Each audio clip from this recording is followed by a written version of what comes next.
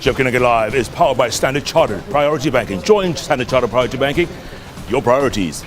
Get our priority. President. Yes. Good to see you, sir. So do I. Karibu sana. Welcome. Welcome, sir. It's been a while. Yes. You look wonderful. Thank you. As always. Can I remove this? I just want to put the microphone. Okay. That's all. That's all. And you can remove your mask. Yes, please.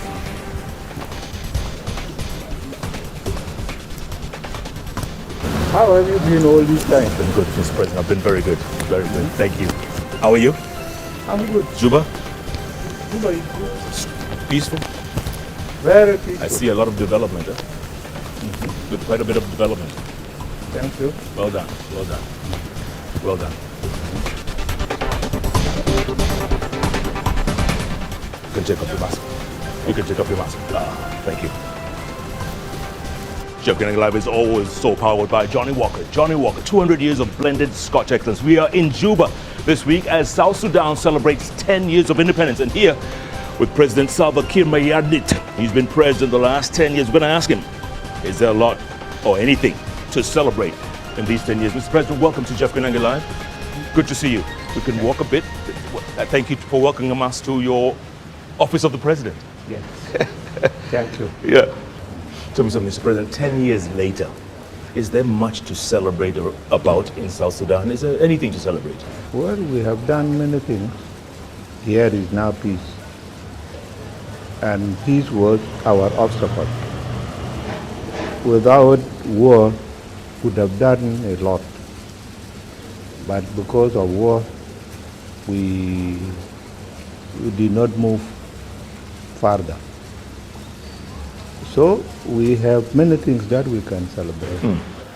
This peace that you talk about, is it a lasting peace now, or is it on again, off again, on again, off again? Is this lasting? For me, I believe it is a lasting peace. A lasting peace because you have seen we have 5 vice presidents, which is not anywhere in the world. It is because we were buying peace, and this is why we accepted all those 5 vice presidents. So we don't think that there is a return to war. For 10-year-olds out there, I know there are tens of thousands, if not hundreds of thousands of 10-year-olds who were born the year of independence, who are displaced, who are malnourished, who are living out of their homes in camps. What do you tell those children? What do you tell those people? Well, when I meet them, I tell them that we are fighting by anti-peace people, people who do not want luxuries, are the people who are still fighting us. But we are aware of your conditions. We know that we want to build schools so that all of you go to schools. Do you think you owe the people of South Sudan an apology? I have apologized many times in front of Riek Machar. I apologize. He never apologized. I apologize because I'm the leader of the country, not because I have done anything wrong. But the person who starts fighting has been keeping quiet. Let's walk a bit, Mr. President. Let's walk in your house. This is your house. Tell me something. 10 years later, I mean, are you proud of what you've achieved? I mean, do you wake up saying, I am tired of all this? Are you proud of your achievements? I'm not really proud because we have been fighting and things that we have done were destroyed. So we have to start again and again. I cannot talk proudly to the people of South Sudan about the achievements But if we were in my office, I could tell you what have we done. Peace is one of them. We have now put into use most of the wells that were stopped during the war. Oil wells, I mean. We have also made it possible for the people to move freely in South Sudan.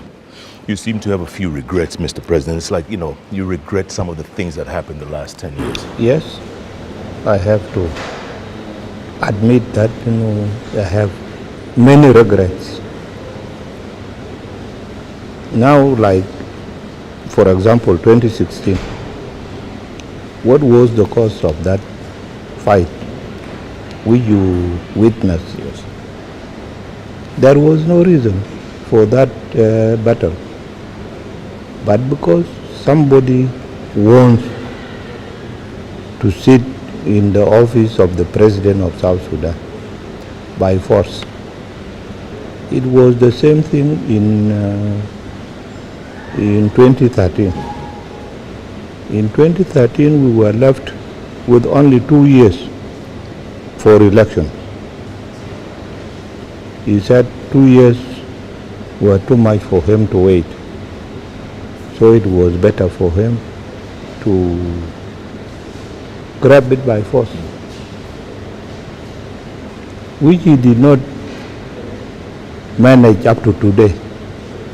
I'm still sitting in the same office. By him, you mean Riek Machar, don't you? I mean. Yes. What is your relationship with Riek Machar right now? He's one of, like you said, one of your 5 vice presidents. What is your relationship with him? We are good. Are you friends? Do you talk? Yes, we talk. We are not that so close like we used to be. Simply because he is unpredictable. But these days, the last few days, he has been good. This is a shame for the SPLA to be fighting him amongst itself. What would the founder of the SPLA, Dr. John Garang, what would he say about this party fighting itself? Riek started fighting in front of John Garang. It was John that he attacked first, and he killed more than 10,000 people in the constituency of John Garang. One day, 1991. We were still in the bush. But he thought of a military coup. Back then? By that. 30 years ago? Yes. John Garang was the leader of the SPLM. So if he comes today, he will not be surprised. Why is his party fighting itself? He should not be surprised. Would he be disappointed? Of course, he was disappointed even when he was alive. He will be disappointed more and more. Yeah. And as we walk up towards your office, Mr. President,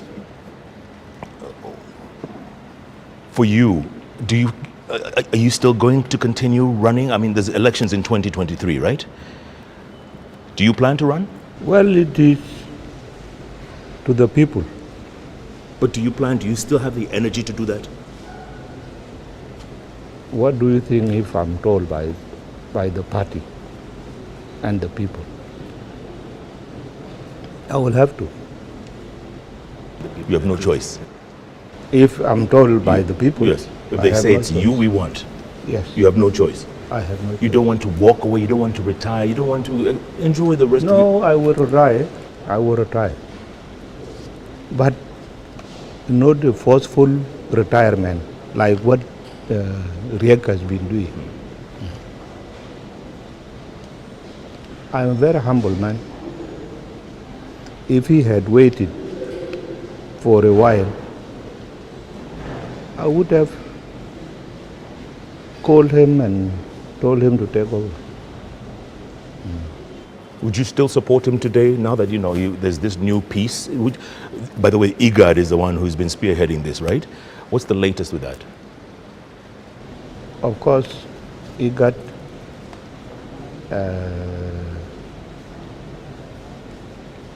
in the middle was not straightforward, and I am not happy with the IGAD leaders, the way they have handled the situation in South Sudan. I was telling them in J1 where we met the other time, I was telling the IGAD leaders that the situation I'm in South Sudan today will not remain in South Sudan. Any one of you will witness it tomorrow. And when it happened in Ethiopia, I told Prime Minister Abiy, what did I tell your people the other time? And the people who were very hard on me were the people who fought him in Ethiopia. And you had told them yourself. You said, I told you so. I told them. Speaking of IGAD, countries like Kenya, your neighbors, what can they do to help this situation? Because, you always call upon us. What can countries like Kenya do? For Kenya, I'm not happy with Kenya because after the coup of 2013, IGAD and President Uhuru took the lead that he was coming to take the leaders that I have apprehended during the coup. I told him, my brother, I cannot give you these people. They have to answer the charges. What role did they play in the coup? But President Uhuru put himself in front of me that he will not allow them to talk a single political sentence, that he will keep them safe in his house until when you are convinced that they did not do anything. And so we'll release them to you. I said, okay, there is no problem. He sent his foreign minister. By that time, I remember, was Excellency Amina Mohammed, yes. Amina Mohammed. Yes. It was Amina Mohammed. She came in a special flight to collect South Sudanese who are told to be the most leaders of the SPLM. I gave them to her. She repeated what was said by President Uhuru, that these people will never appear in any political forum. I said, okay. She took them. In the evening, I opened the Kenyan TV. I found President Uhuru standing receiving these people in the red carpet. Those who were supposed to be detainees, he received them in a red carpet. I said, now look at President Uhuru.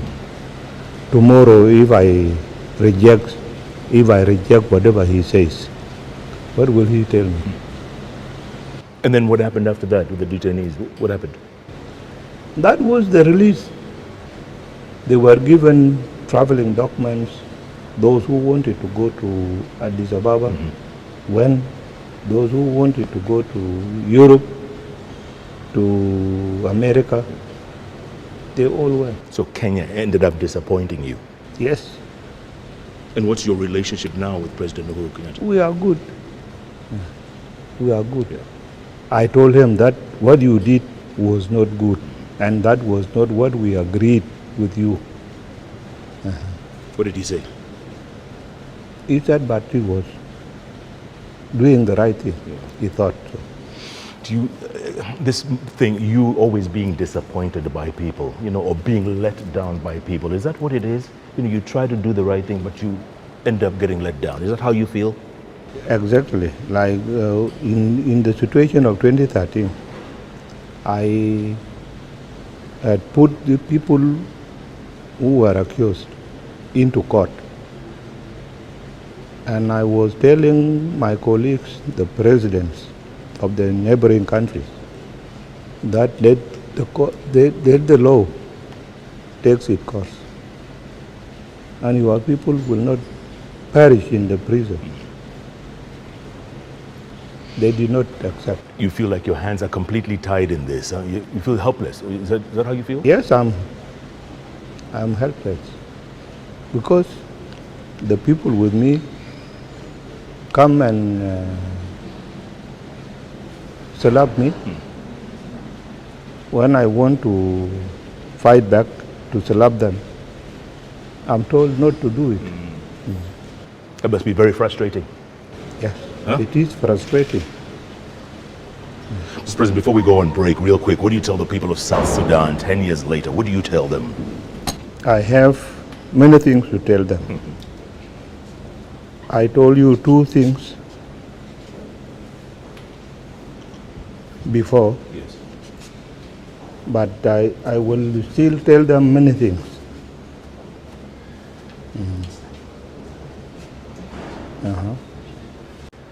Should we do that after the break? Let's do that. You go into your office, Mr. President. We'll see you on the other side of your office. Thank you so much, Mr. President. We'll see you just now. Jeff Koinange Live. We are here in Juba this week as South Sudan celebrates 10 years since independence. We've got an exclusive with South Sudanese President Salvir Kiir Mayardit. We're going to take a break, come back and interview the president in another room right here inside the office of the president. Keep tweeting at Koinange Jeff, at Citizen TV Kenya, the hashtag JK Live. JK Live takes a break. We'll be back in a moment.